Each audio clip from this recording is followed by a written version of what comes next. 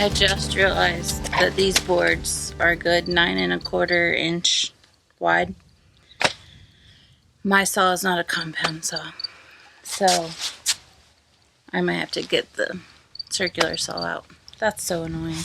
I really, if you're gonna get a miter saw, just spring for the more expensive compound. Oh, I wish I would have done that, but here we are.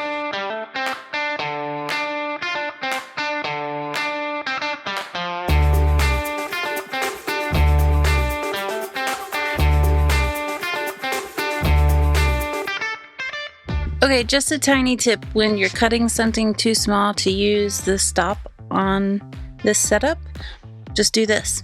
I needed 9¼ inches, so I just drew a line there. That way we can just slide the wood over to the mark and then cut it. So, tip of the day. Now that we have the boards cut, we can take a couple up there and just make sure that these are the right size. I'm 98% sure that it's right. We just want to make sure before I cut everything and burn it. So let's go up there, we'll set them up and see what it looks like and go from there.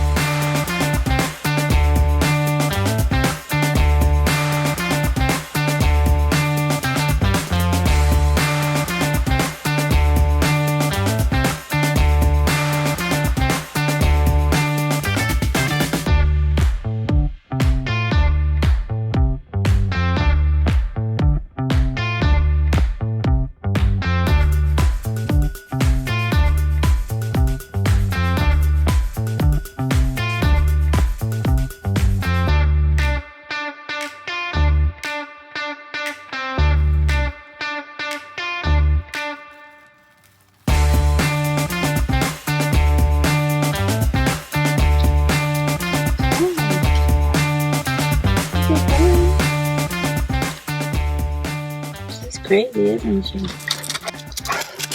Oh my.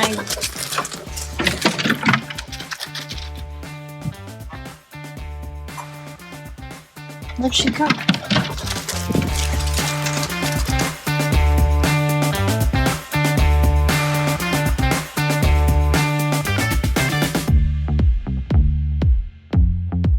Alright, we're pretty set with a plan of how we're going to support those lintels in areas where the bags are just not quite even. I was hoping I wasn't going to be burning again for quite a while, but here we are. Let's get it done.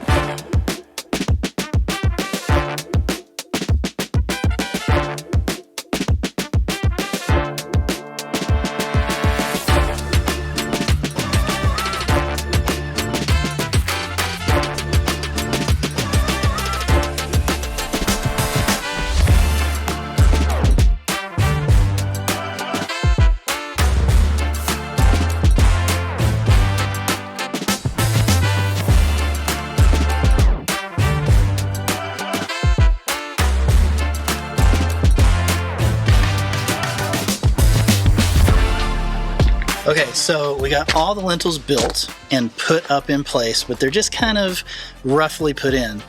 So what we need to do is we need to get these lintels like perfectly leveled. We're starting with this big living room wall. We kind of already did this on our own because we weren't really sure how we were going to do it. So I'm going to tell you what we did. Essentially, we went and got some additional lumber, some 2x10s and some 1x6s, and then we got our laser level out, and everything is based off of this door because this is the highest point, and so we want all the lintels to match that in this room.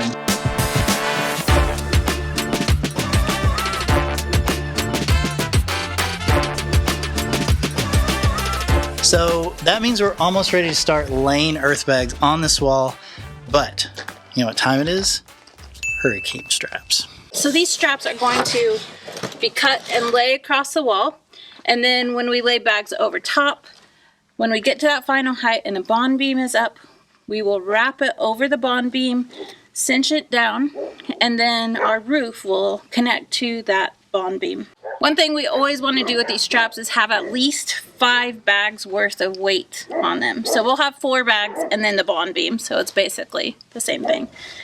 So let's cut one and just show you what it's going to look like. We need to calculate the width of the bag, which is about 15 inches, and then we're going to go 2 feet up on each side before it goes over the bond beam. So you got 2 foot, foot and a half, foot and a half, and 2 foot, which is like 7 feet. But what we're going to do is cut it 10 foot because we want to have plenty of extra and we don't want to be short. Worst case scenario, you could probably pull that strap in and fish another one through. Or you could add another buckle onto it and do another one, but we don't want to do that. So we're going to cut it. We have plenty. We have 4 of these rolls, and each one is like 660 feet. So I think we have plenty. We're just going to cut it to 10 foot. Okay, let's roll it. Let's do it. You're always going to burn the end because if you don't, it's going to fray, and then you're going to be mad at yourself. And you're going to say, I should have done what Ashley said. And I'm going to say, yep, you should have done what I said. And then I'm not going to feel bad for you. Okay, so I found the middle of this strap, and I marked it so that we know when we're laying bags in case it shifts one way or the other. That way, it's right. See, I feel like on the shed, we had to go all the way to the ground. In the shed, we did way too much. So we're going to do this every 2 feet. So I don't know how wide this is. We'll get a tape measure, but we're not doing this right now. We're going to wait until we're ready to actually lay the bag because we don't want these like blowing around everywhere. Right. So I think we can mark though. We can measure every 2 feet on the wall and just put a little mark, and that way when we're laying bags, we're not like guessing where stuff needs to go. Yeah. Okay, we have a very important thing to tell you about. Actually, 2 very important things. First up is October 11th and 12th. We are doing something new, something different. We're doing a small hyperadobe workshop. Planters. Yes, we're not building a house or something huge. We are building something small that can be accomplished in just 2 days. Yeah, we thought this might be a good way to get more people into hyperadobe without committing to a massive structural project. Yeah. So day 1, October 11th, we are going to be building 3 different kinds of planters. And then on the 12th, we're going to be plastering them. Yeah. And planting. That means I get to go to the plant store. You go to the plant store. I'm so excited. Yes. I'm going to get whatever plants I want, too. No limit. No limit? Oh, jeez. Okay. Well, we need lots of you to come to pay for our plants that we're going to get. Plants. But you're going to get big plants. Yeah, I am. Anyway, here's the link for Ashley's Plant Fund if you would like to come build some hyperadobe planters with us. And then October 18th. The next week. Yeah. That next weekend, we're doing our fall meet and greet. Yep. This might be the only one that we do. We can't decide. We're debating on doing another one in November, but this might be it. Who knows? Ashley said she wants to call this the homestead tour instead of the meet and greet. Yeah. I think it's more of a homestead tour because, I mean, you get to hang out with us, sure, but you get to see the place and ask so many questions. Yeah. And it's really fun. I mean, we're going to go look at like every project. The solar shed, the Casa de Caca, the goat barn, The dome. the chicken garden, the roundhouse. Guys, there's so much to look at here, and I know that a lot of people have questions, so it's just kind of nice to have a day to hang out together, eat delicious food, ask all the questions, and get to know each other a little bit better. A little bit better? A little bit better. Okay, here's a little link right here that you can go. Will you not make fun of me for my stutters? I thought it was cute. Okay. I liked it. Guys, sign up here. We'll see you then.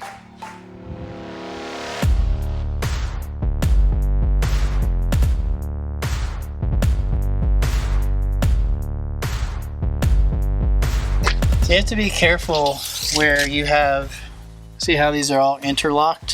Where we put a strap right here, this bag would go over and this bag would basically stop right where the strap is, and then you have a weak point where it could like slip up in there. So we're gonna set the strap back away from that edge and then try to just split the difference.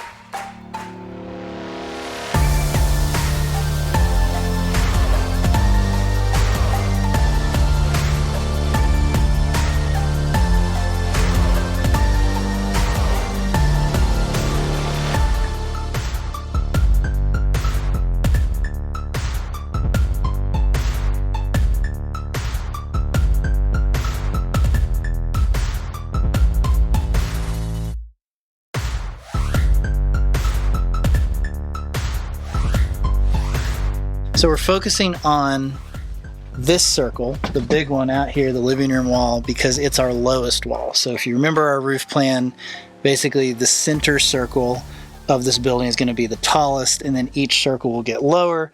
This is the furthest one out, so it's the lowest. So we got to put these straps on now because we don't have that many more layers to go. Now that's a completely different story over here on the inner circle, because this has to go up a lot more. Multiple layers. There's even a whole other set of windows that'll be on top of these windows.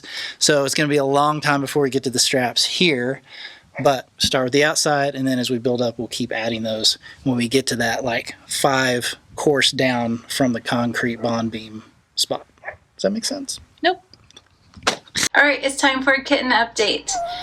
They are just over 5.5 weeks old and all boys, and we have names picked out. We will go through their names here in just a minute, but we are working on transitioning them from just milk formula to a formula and wet food mixture.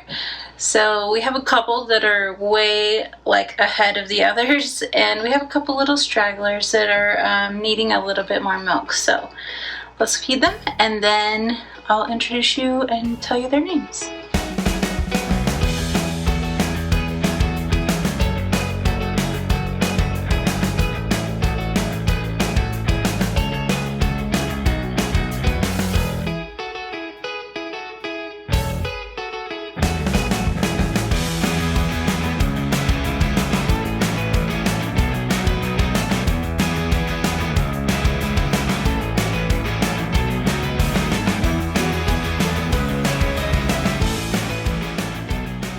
Do you want to come eat?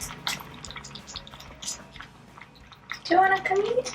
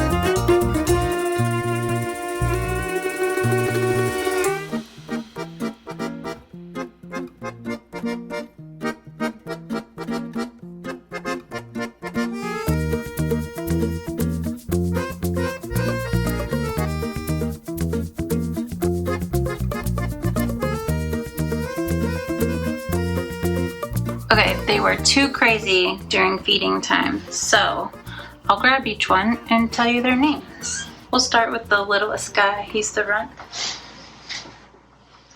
This is Teal Collar, and we've named him Sparrow. I know, your name's Sparrow. Yeah. He's the littlest guy, but he is feisty and keeps up with everybody. So, Sparrow. Also, they are all boys, and they will be getting fixed. This is Pink Color Boy, and his name is Magpie. We're going with the bird theme, if you can't tell. He's very sweet. He's got the sweetest personality. He's so chill. Yeah, he's just so sweet, and his little white paws are so cute. Alright, Magpie. This guy is the biggest of all of them. He is Purple Collar, and his name is Hummingbird. Isn't he so cute? Look at that belly, he's so big. Yeah, you're so big. Alright, look at the camera. This is Hummingbird. Alright, this is Orange Collar.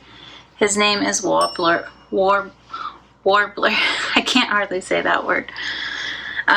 Anyway, he's very cute. He's got a little bit more white than the other ones, but not the most white out of all of them. He just wants to go play.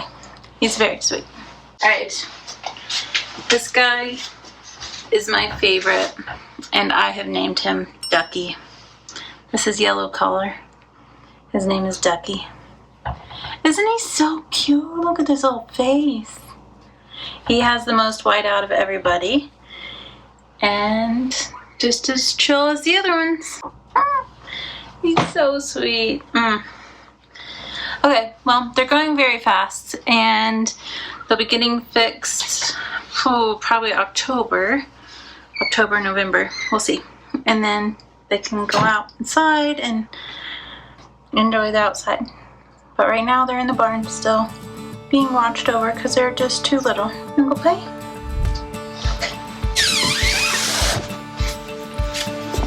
Come on, guys. Come on. Time to go back. Come on.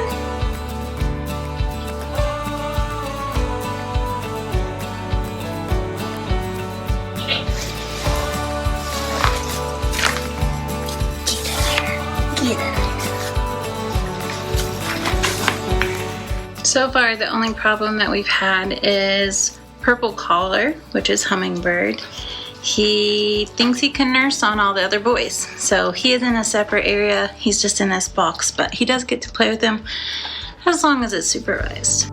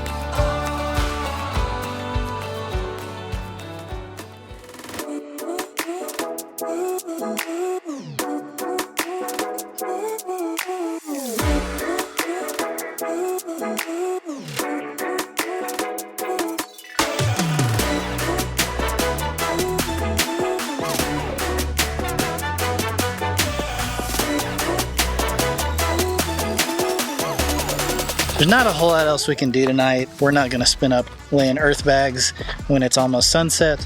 It's actually a really nice night out, but I have to tell you, we got our first real monsoon the other day. We got about 1.5 inches in like 30 minutes. It completely filled the swales. You can't see it now, but they were actually like filled up and overflowing, like not only overflowing out of the front of some of our overflows, but also like back up behind them. They filled up so quick.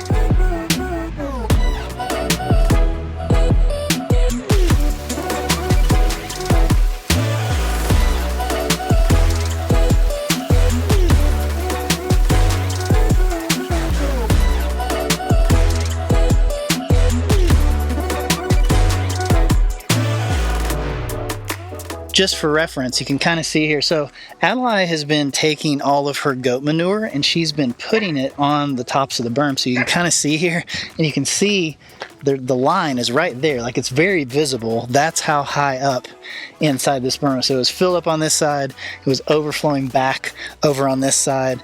And even our big spillway here, which again, remember, eventually there's going to be like a swimming pond here, and this will be dug down a little more, so whenever this fills up, it'll flow into that pond, right? Even that, and I don't think I've ever seen it breach this point because we didn't dig it down all the way yet, but you can see that goat manure like picked it up and it pushed it over here. And at our driveway too, it was seeping out around the edges. It wasn't bad, but I think the most important part and what's most interesting is we got to see how it would protect our house during a flooding event, because 1.5 inches in 30 minutes, that's a lot of water. And so again, like you can see kind of how it was flowing down this way. We sloped and designed this whole thing so that the water would come here, and then when it overflows this pond, eventually all the land slopes that way, so it goes down that side of the foundation. And then remember, we did raise and compact this foundation. It doesn't look like a lot, but it really didn't need a lot. Like we saw all the water that flowed over here, it all stopped. You can kind of see right here, all that material on the ground, it all just stopped right here at the foundation, and none of it got onto this pad other than, you know, what fell on it from the top, but none of it sheet flowed onto it. It means that we planned it right and we graded it right, and that this should be protected from big flooding events.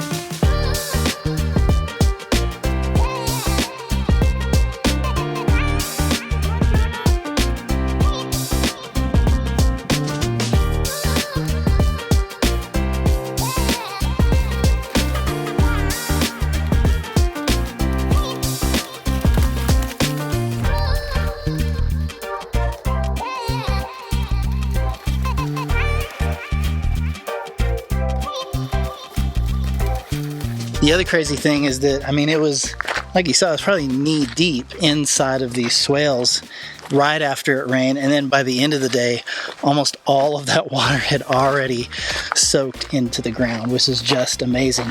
And what's cool too is that because Adelaide has been putting this goat manure here, when it filled it up, it actually picked some of it up and it moved it down into it, moved it across to the other side, and it like redistributed it, which was kind of a happy accident. I don't know, maybe she did it on purpose. Maybe she's a permaculture genius. That was the first time this year that we had like a legitimate amount of water inside the swales. Very good.